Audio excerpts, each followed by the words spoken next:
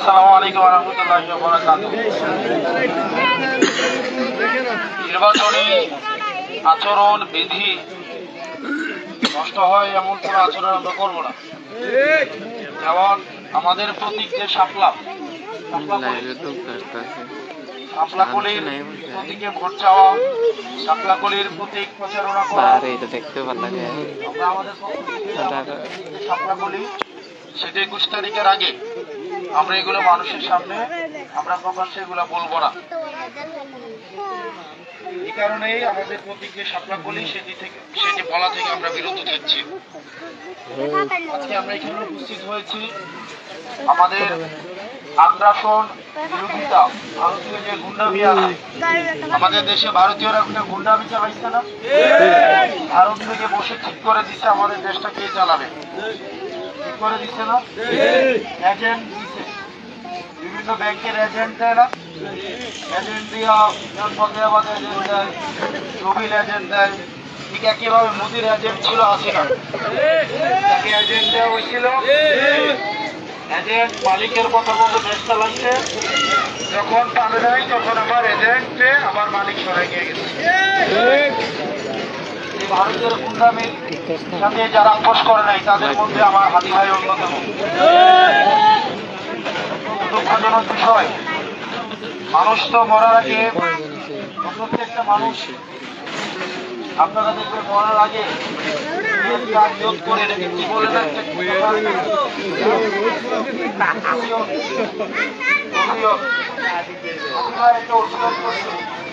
আমাকে মায়েরা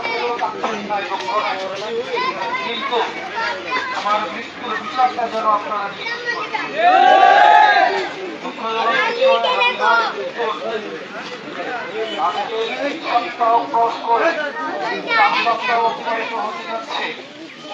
আমরা এখনো পর্যন্ত হাদি ভাইয়ের বিচার আমরা নিশ্চিত করতে পারি নাই।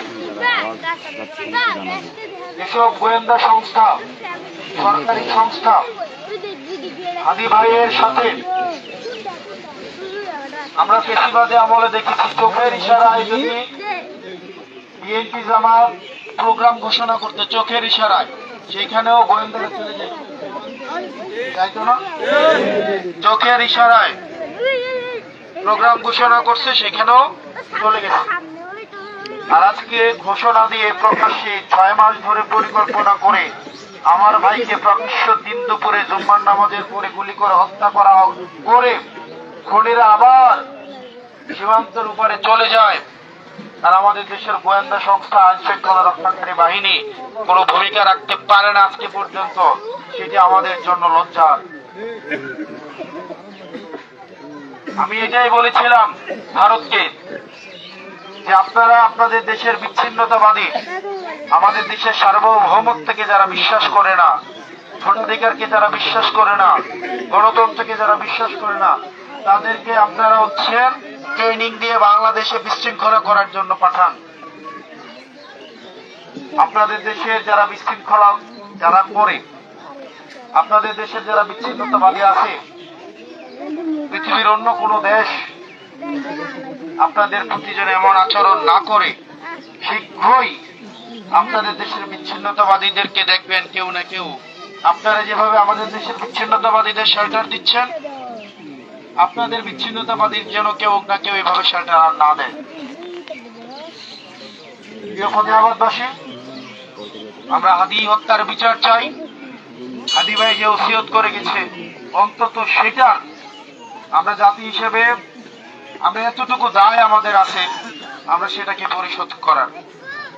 আপনারা ভালো থাকবেন, সুস্থ থাকবেন। আপনারা ভারতের গুন্ডামির প্রশ্নে, এটাকে অনেকে বলে আগ্রাসন বিরোধিতা, আমি এটাকে বলি গুন্ডামি।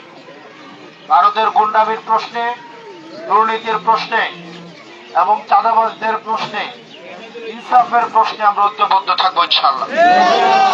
আমরা কি চাই যে দুর্নীতিবাজরা আমাদের দেশটা চালাক, চাঁদাবাজরা আমাদের দেশটা চালাক, লুটেরারা আমাদের দেশটা চালাক, ব্যাংক খেলাপিরা আমাদের দেশটা চালাক, ঋণ খেলাপিরা আমাদের ক্ষমতায় আসুক, যারা ব্যাংকের টাকা ফেরত দেয় না, যারা জনগণের ব্যাংকের টাকা ফেরত দেয় না, তারা আমাদের দেশে কি সেবা করবে সেটা আমাদের বোঝা হয়ে গেছে।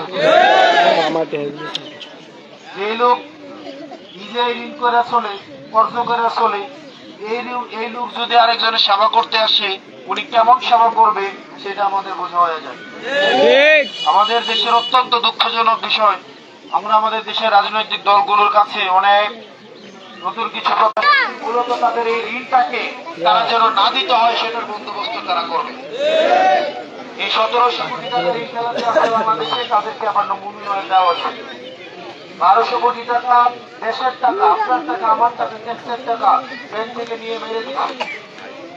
ওনাদের ফলাফলকে বিদেশে রেখে পড়াশোনা করা, বিদেশ অসুস্থ হয়ে বিদেশে পড়ে, জনগণের টাকা মাইরা দিয়ে নিজে বিদেশিতা করে লজ্জা হওয়া উচিত।